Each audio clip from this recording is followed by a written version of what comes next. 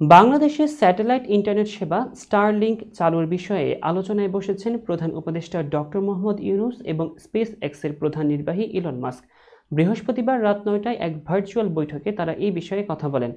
প্রধান উপদেষ্টার প্রেস সচিব শফিকুল আলম এক সংবাদ বিজ্ঞপ্তিতে এই বিষয়টি নিশ্চিত করেছেন। বৈঠকে বাংলাদেশের ডিজিটাল কানেক্টিভিটি উন্নয়ন, উচ্চগতির ইন্টারনেট সংযোগের প্রসার এবং গ্রামীণ ও সুবিধাবঞ্চিত জনগোষ্ঠীর জন্য স্টারলিংকের ভূমিকা নিয়ে আলোচনা হয়। ডক্টর ইউনূস বলেন, স্টারলিংক চালু হলে ডিজিটাল বিভাজন কমবে, শিক্ষাক্ষেত্রে নতুন সুযোগ সৃষ্টি হবে এবং ক্ষুদ্র উদ্যোক্তারা আন্তর্জাতিক বাজারের সঙ্গে যুক্ত হতে পারবেন। তিনি একে গ্রামীণ ব্যাংক ও গ্রামীণ ফোনের পথ চলার সম্প্রসারণ হিসেবে দেখছেন। জবাবে ইলন মাস্ক গ্রামীণ ব্যাংকের ক্ষুদ্র ঋণ মডেলের প্রশংসা করেন এবং প্রযুক্তির মাধ্যমে বাংলাদেশে উদ্ভাবন ও অর্থনৈতিক অন্তর্ভুক্তি ত্বরান্বিত করার বিষয়ে আশাবাদ ব্যক্ত করেন। বৈঠক শেষে ডক্টর ইউনূস ইলন মাস্ককে বাংলাদেশ সফরের আমন্ত্রণ জানিয়েছেন। মাস্ক ইতিবাচক সাড়া দিয়ে বলেন, আমি এর জন্য অপেক্ষা করছি।